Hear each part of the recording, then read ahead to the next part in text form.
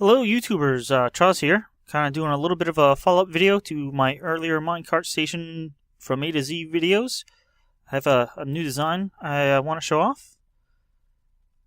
So I'm over here at my 64-track station, because the design I have is basically an improvement on this one.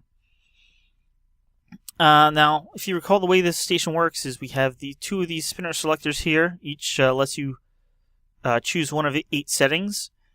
So first you come here and you basically go across past 8 different tracks, and then you head back past 8 different tracks, and depending on your setting, you'll be sent down one of these tracks and then off to the side, and then either going under or over as needed to pass by the other tracks. Kind of the problem with this is you start at one end, you have to go all the way to the other end potentially, and then you have to go all the way back potentially, even if you do come off early and like go down the middle track here. You still have to go a pretty far distance. Now, to kind of show you what I mean, I have a little demo over here, a little layout example.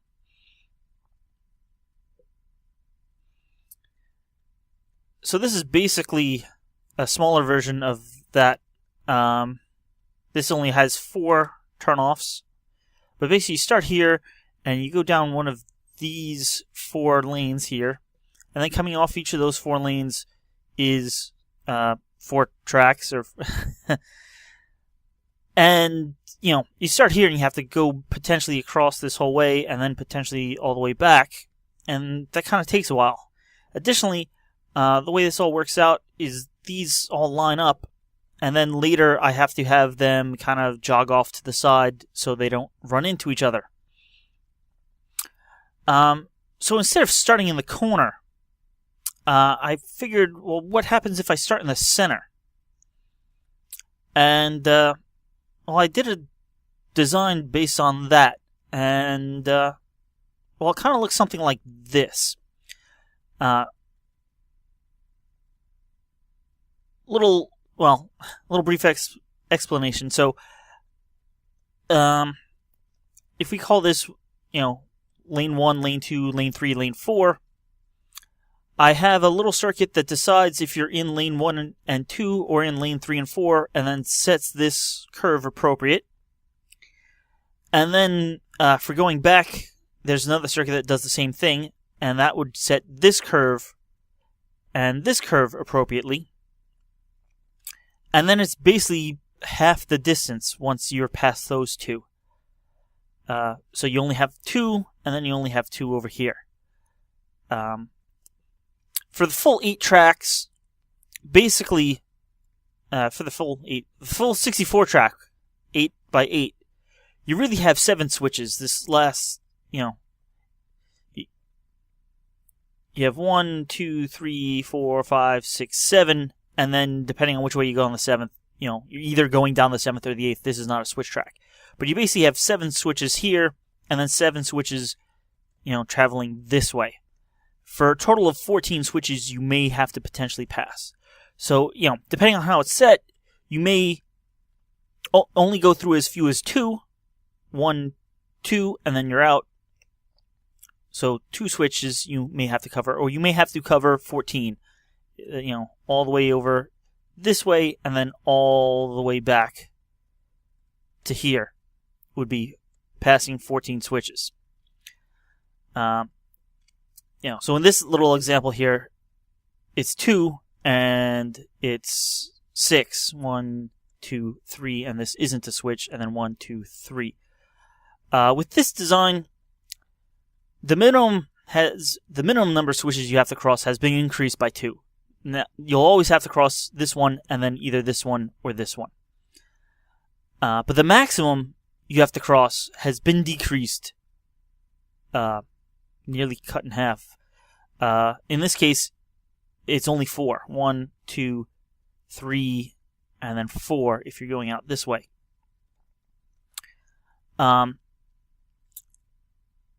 So, another innovation that I did All right, let me get back to what I was just saying. So with those, I actually decided to make a 10 by 10. It doesn't use the spinners. It uses a push button configuration like this, but it would also work in 174 or 175 as is out now. And so 10 by 10 would give me 100.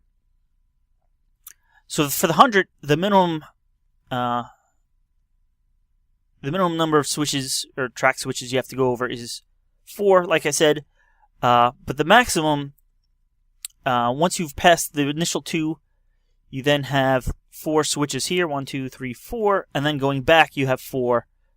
For 8 plus the initial 2 is 10. So compared to the 64 track, you have to go over 2 more switches.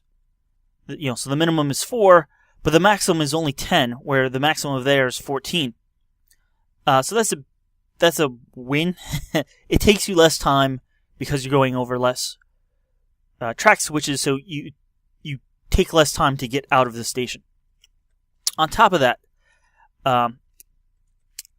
I stagger these tracks so you don't need to switch left or right after coming off the switches. You don't have to jog to the left or to the right.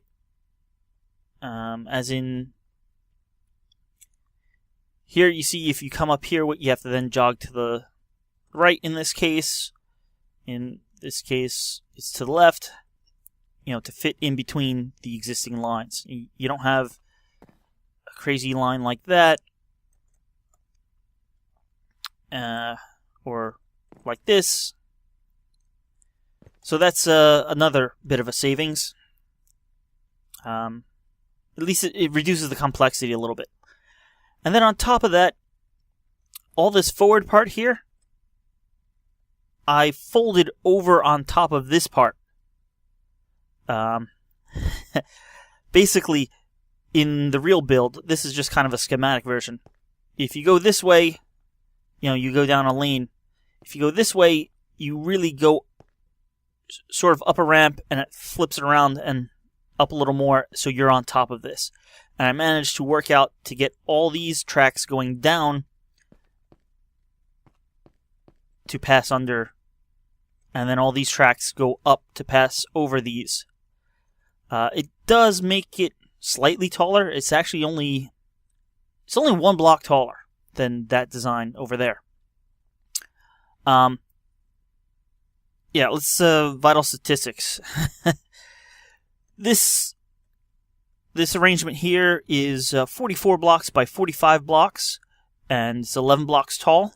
That does count this depression down here for this redstone. So really, it's shorter than that. It's probably only, let's see, 1, 2, 3, 4, 5, 6, 7, 8 to this track, and then, it's like let's say 9 blocks tall, if you don't count the underground part.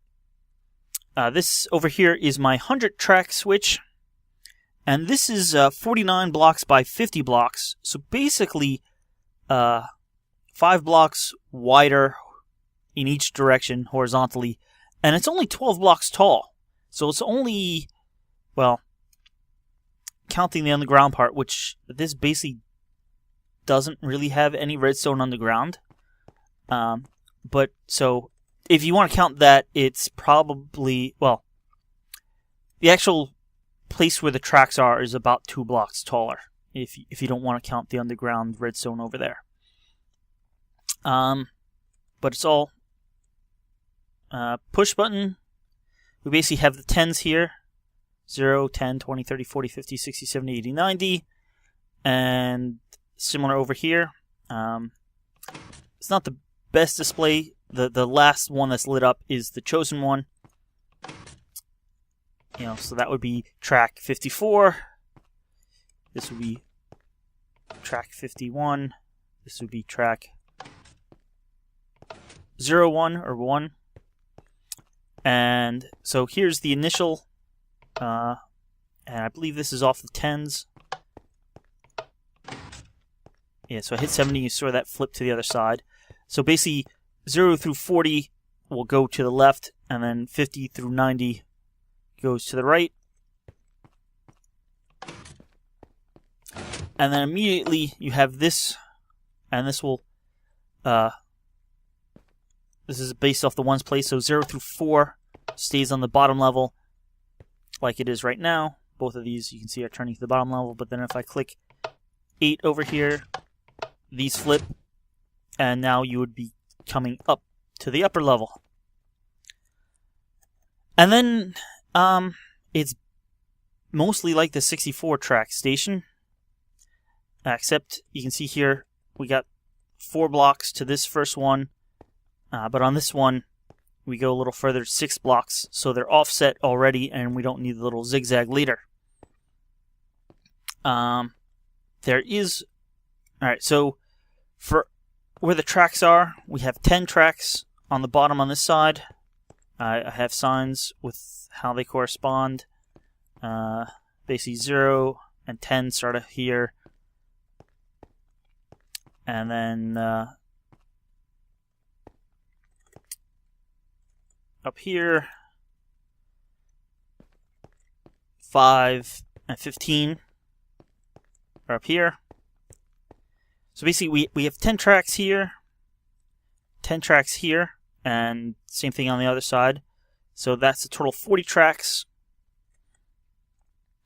And on this side we have 3 levels. So each having 10. So there's 60 more on this side. Or there's 50 on the left and 50 on the right, with 30 of those in the front and 20 in the back, or back front, depending on how you want to count it. It still features a lockout when you leave. As if you recall my designs from over there, I have the same coloring. We have the analog memory circuit here in the light blue. The red is a reset for it to clear it, and the orange is how it gets set to the value. Both this red block and this orange block, though, are hooked up to this dark gray line. So when you step on the pressure plate to get a cart, these lights turn on, and at the same time, I'm just going to remove that cart. You can see these pistons get moved up, so it locks in your selection. This power level can't be changed in, I think it's for like 10 seconds or so, and that is plenty of time to get out of the station.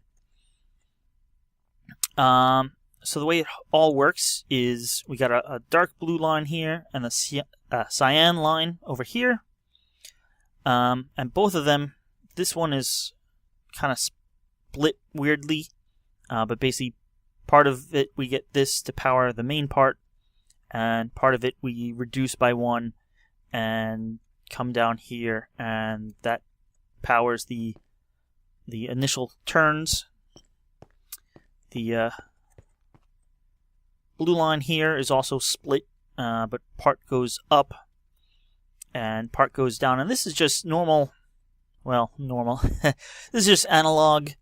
So if you choose 0, this doesn't even get powered, and all these torches down here are on. If you choose, 1, this one comes on, but all the rest are off. And we have a special offshoot here that controls the initial turn left or right, and that just makes sure, if you've pressed 5, it gets powered, or more, it gets powered, and then we actually use that signal to run and do the other half of this.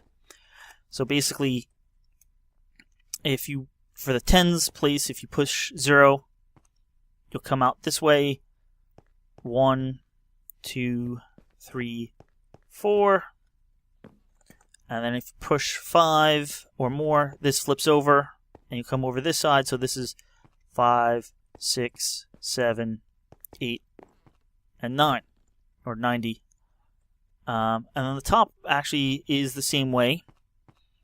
It's just if you've pushed on the 1s place, 0 to 4, you'll stay down here. If you pushed 5 through 9, you'll be sent up.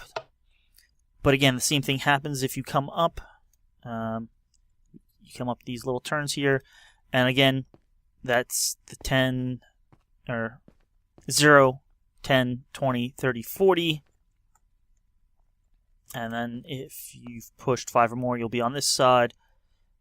5 or more, 50 or more, 50, 60, 70, 80, and 90. And then the ones place basically works the same way.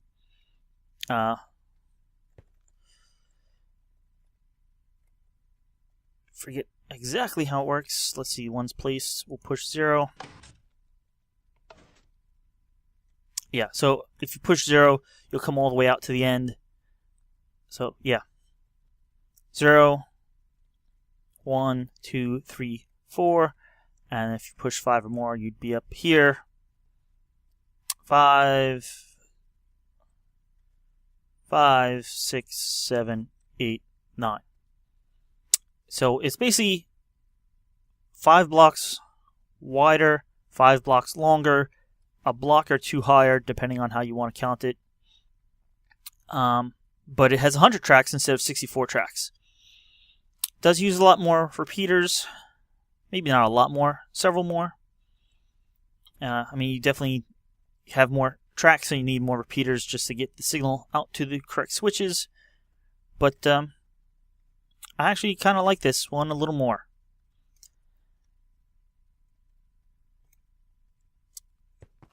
Let's see, I made a decorated version of it over here. Just trying to hide what's behind me momentarily. We'll get to that in a minute.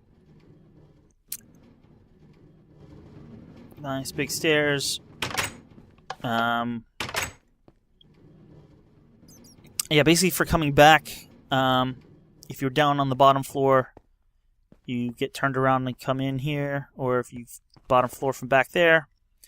If you're on the top floor up here, or the top or middle floor over here, if you're on the middle floor, you come over and there's a little ramp up, and then all the other ones from over here come together, and you'll come in and come down here, and you're actually right on top of the switches here, the back of the lighting area. So the bottom floor comes into this cactus, the top floor comes into this cactus, same thing from the other side. We got a turnaround.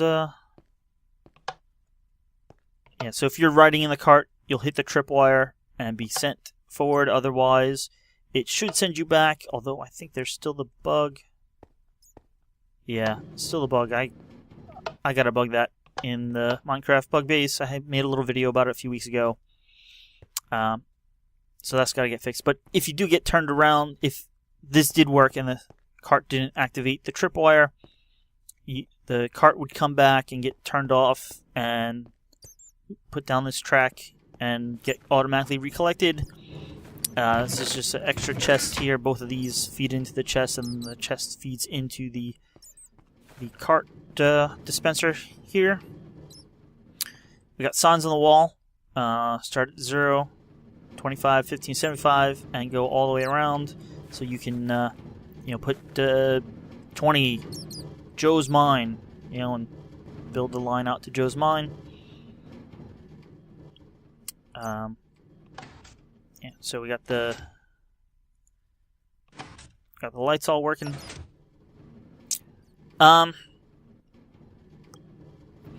So a few weeks ago, while I was actually first making up some of these stations and stuff, I did come across a neat selector. Guy named Codecrafted on YouTube made an interesting selector, although a few of the comments said it didn't work. I looked at the video and I kind of made my own version of it here.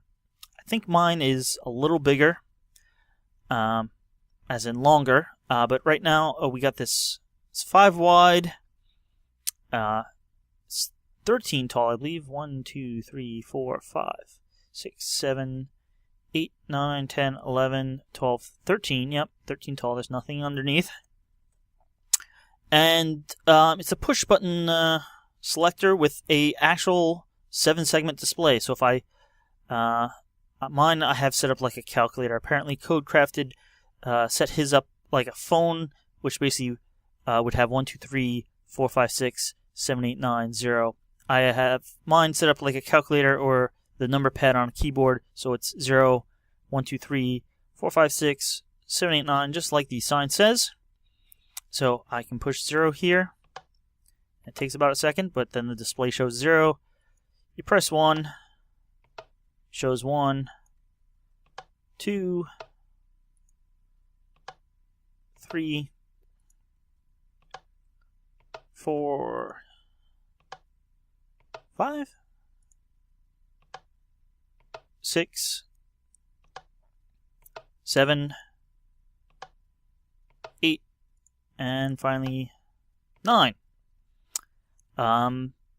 Yeah, it's really neat. The only drawback is it's a bit large. It's 5 wide, 13 tall, and in mine it's 20 long. Not sure how his design totally worked. I actually never downloaded his. I'm not sure if he had a world or a schematic. I looked at his video. It was only like a 3-minute long video. But I was able to copy it basically from his video. I probably don't have the wiring exactly as he did. I'm not even sure how his little memory cell worked, because it definitely does look smaller than the memory cell I have. But to me, I kind of understood how it all worked, except how these buttons hooked up. And after watching this video and going back 1 or 2 times, I figured out wiring that worked for me. I don't know if it's exactly the same as his wiring, but you have all the buttons here. The back of the buttons looks like this for 1 through 9. 0 actually powers this little dot of redstone down here, which powers this block, which powers this torch, which comes across here and powers this block, which keeps that torch off. Basically, there's a strip of redstone here that is 10 long. Actually, in my case, it's 12 long, but there's 10 actual use spots. Basically, from here, wrapping all the way around to over to here. Each one of these spots has a different torch that will power that spot. This one will power that spot. This torch will power that spot. This torch will power that spot. This torch will power this spot. The 3 right here are kind of powered directly by the repeaters powering the block that are above them. And then these 3 here, which are the only 3 left, are right here, here, and here. Basically, pressing different buttons will turn on different torches, which will give a different power level here. And really, I read it 2 blocks further on, because it makes things easier for me. I'll show you in a minute why. But basically, this torch, this is the furthest along torch that is actually hooked up to the number 8 button. The 8 button is that one. That torch will does power that block, which is that block, which powers this redstone, and that keeps this torch off. So if I kind of go over here and you look at just the, let's see, so down in the lower right hand corner of the screen, when I push this button, see the torch comes on, and that put a lot of power into here. It does drop by 2 by the time it gets there, but it sets this memory cell. So this is 15, 14, 13. It sets the memory cell to 13 strength. I then basically have a subtraction, so I subtract 13 from 15, and I get 2. Basically, that same 2 distance, and then that powers this 2, which, so 1, 2. This gets powered, this does not. If you recall from my earlier video, this is basically an analog selector, or analog to digital converter, sort of. Only 1 torch on the green should be on, and if this is powered more strongly, let me power it more strongly. I'll push the 1 button. So now this has quite a bit of power going into it. It actually has 1, 2, 3, 4. It's putting output of power 5. But you see only 1 torch on the back of the green here is on. Only the torch where this bottom part is powered, but the top isn't. And that's because of the arrangement. These torches down here are turned off, or they're normally on. They're turned off by the lower blocks being powered. So when they turn off, like these 4 down here, these torches should turn on. They don't all turn on though, because they're also turned off by the top here. So only the part where the bottom has power but the top does not, and that's only going to be at 1 block because they're all hooked up. And that's the row here where there's only power in the bottom but not the top.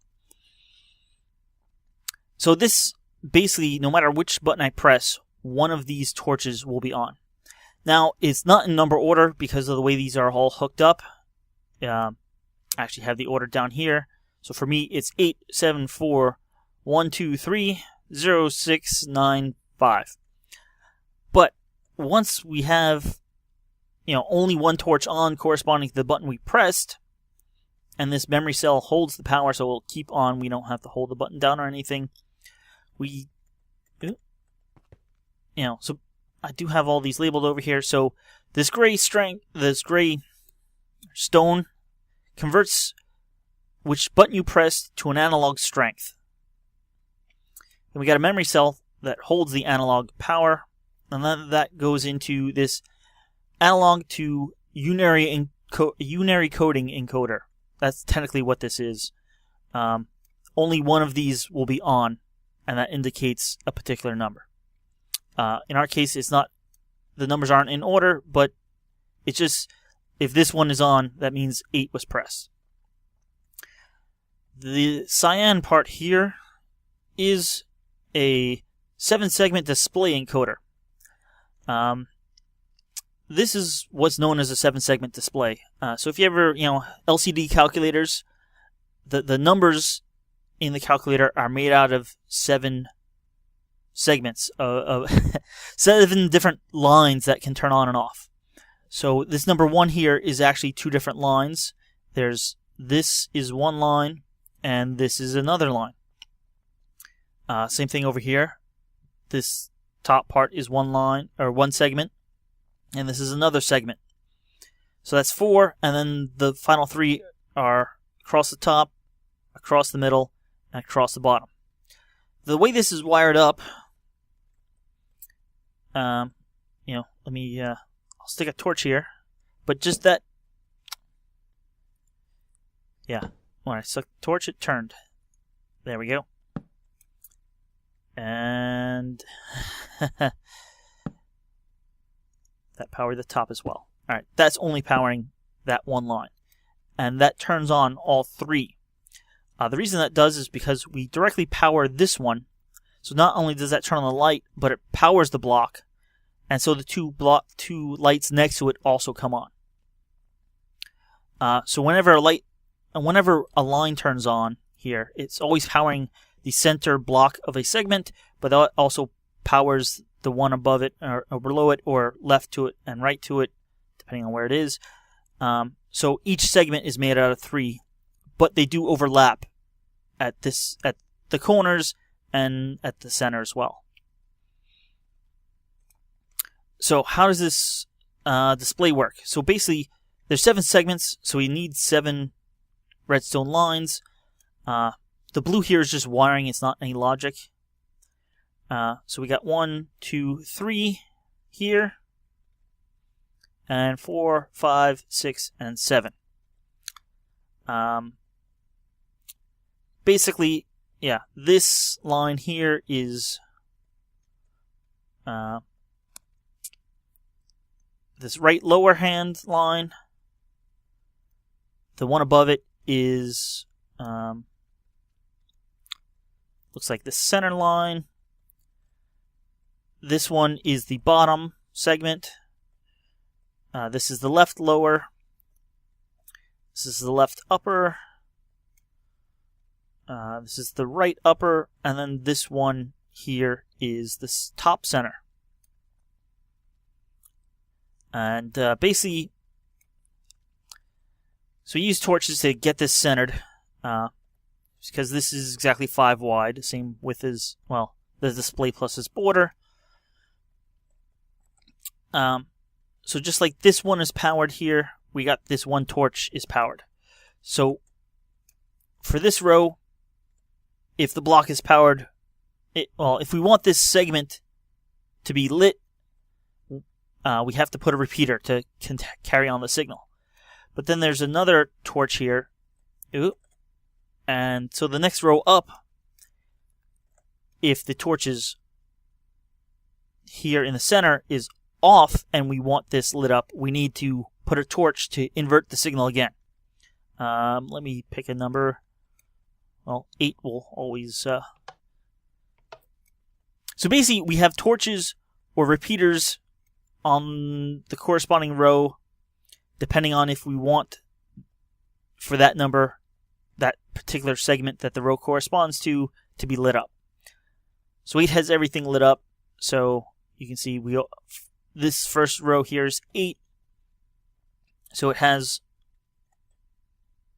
the repeaters and torches for every row. For a number like 1, which only has 2 of the segments lit up,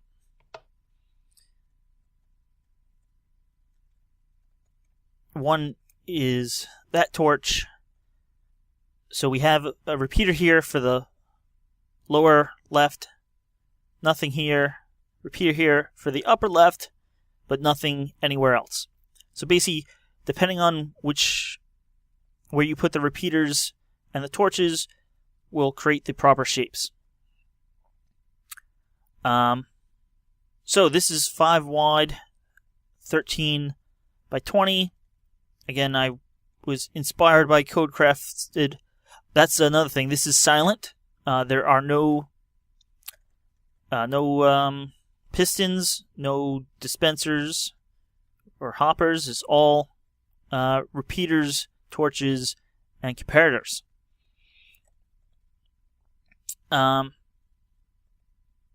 So I did a little playing around. This one is actually one bit longer. I extended this, but on top of of how it works, I was able to add a lockout circuit, and that also makes it one longer, one taller. But then powering this, basically, we have this in subtract mode, and this is powered by 15, so this will never get a signal through anymore. And the same thing over here. So with the torch there, you can see it sets to 0. I'll push, 1. I'll push 8, 6. Nothing happens. Remove the torch. There's 6. 1. 8. You can see it works now. So lockout circuit, lockout circuit still silent. Only thing you hear is the button press, and can't do anything about that. So I used this, and I put them in my 100-track station. So there's my 100-track station. I moved it over here, copied it. Had to change the wiring a lot. Well, yeah, a lot. But I fit these in. Actually, I came back and later played with it a little more. And this is the original version, the non-lockout. But I kind of rotated the memory cell, and I made it 1 block shorter. So this one's only 19 long, but it doesn't have the lockout. It could have the lockout. But I'd have to make it wider then. I basically have to put like a repeater here, or I should say a comparator, put that on subtract mode, and then power this block from the side over here to get this up to 15 so that this one won't transmit a signal. But basically I did this later after I went back and watched the Codecrafted's, and I think he said his was only 17 long, so I'm not sure how his memory circuit works, although many of the comments said they couldn't get it to work, so it maybe might have worked in an earlier version and doesn't anymore. His video is actually nearly a year old. Yeah, so this is basically just testing. I had to really change the wiring. I really don't like this part. This actually goes out way further than I would have liked, but it was the only way. Well, not the only way, but it was the quickest way for me to get it, just the wiring working. Again, I would have liked this to be hidden behind the wall completely. I don't like how it turned out. Maybe someone can design a better circuit for wiring this up. This side isn't not as bad. All this could be hidden by the wall. The only place you'd see it is exiting down here, and on both sides you can exit. There's plenty of room. It's too tall. Or I should say 2 blocks tall. Everywhere, and it only comes down between the tracks. I have to redo the signs on this side. I actually started a little with that one, which is just another copy of this that I made to look a little nicer. But because, as I said, they're not in number order, so the signs are all weird. And on top of that, how I wired this up, 0 and 5 don't all start on the outside anymore. Well, 0 starts on the outside and you go in, but then once you hit 5 and you come up to the top, 5 starts here and then goes out. So that's a little bit difference in how it's wired up. Yeah, I had to rework this part and how the subtraction is done. The bottom, the blue is mostly the same, except for how it's wired here. Basically, yeah. This part got a lot more complicated, but here we have the timer circuit for the lockout. The lockout actually powers that block, which is that block, and that comes over there and over here and powers the lockout very slightly differently than the freestanding one.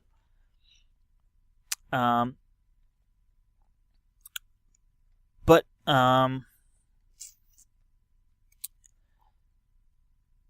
here's for the display, and that powers the green here, which picks a particular line, but also it powers this blob down here where we're getting the analog value and we're sending it down this line, and part of it goes over here for the bottom, part of it runs under the tracks and then up here, and that powers the top. So before we had like the output coming right here and we could split it and go down easily.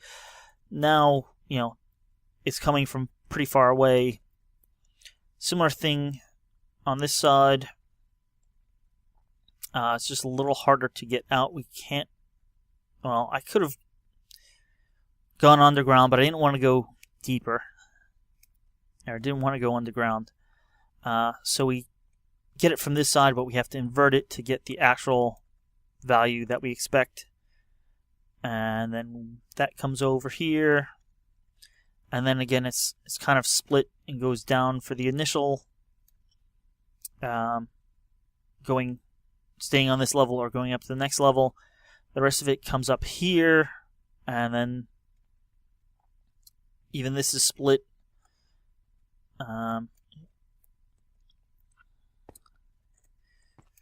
So this block is powered to go down to the lower part, or it stays up here. The one thing I do like a little nicer, I probably didn't show it off well, but in this design, in order to get the power levels correctly, right here, it's kind of the same part here where we go up and then down. The down part, we have these droppers here with a stack and a half, and that subtracts the correct value. But they're kind of low and in the way. It's only too high here. Just to keep things symmetrical, I put it on the other side as well. It doesn't do anything. You can actually break one of these and it'll still work. This design over here actually doesn't have that, which is the one nice bit with the new way I wired it. You can see this is a lot more open.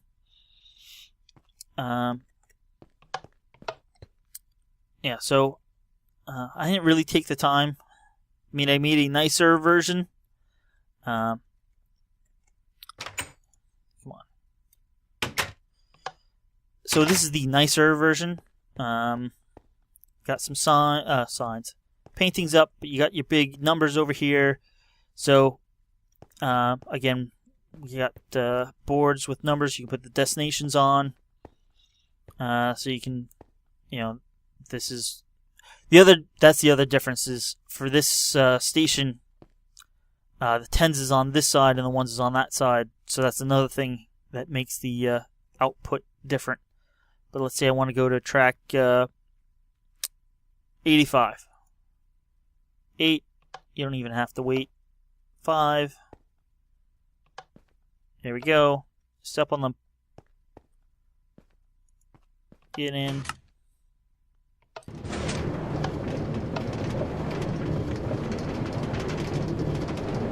And this would be 85. Like I said, I didn't renumber the signs. I just copied them over.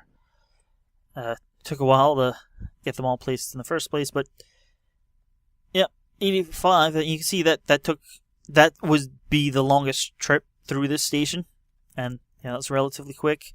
I mean, all right, maybe slightly longer would be coming up here. Not sure what that would be. But yeah, this is my new 100 station design.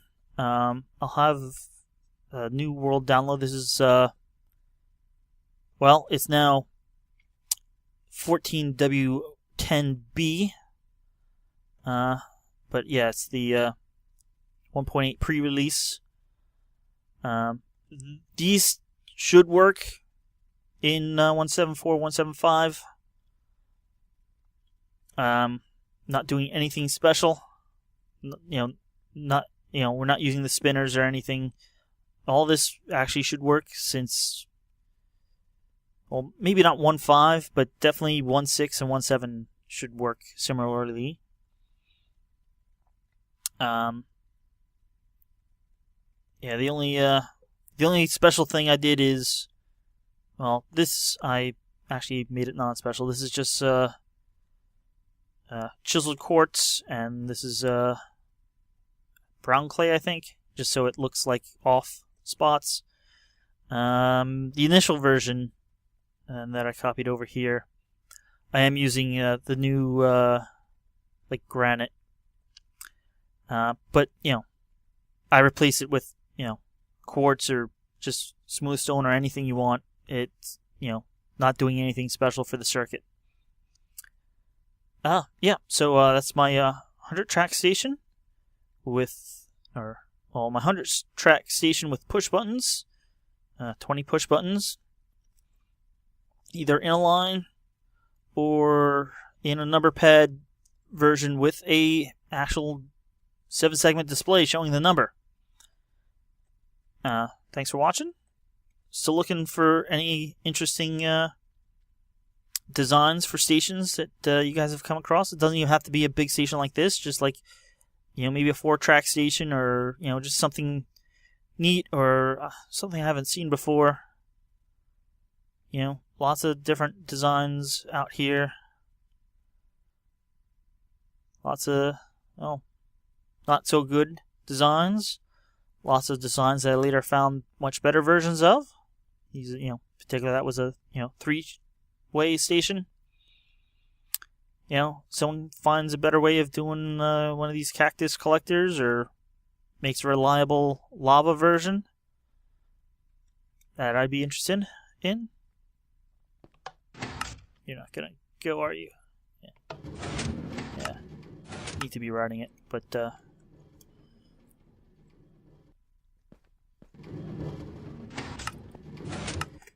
yeah. Oh, thanks for watching, and I'll catch you guys next time.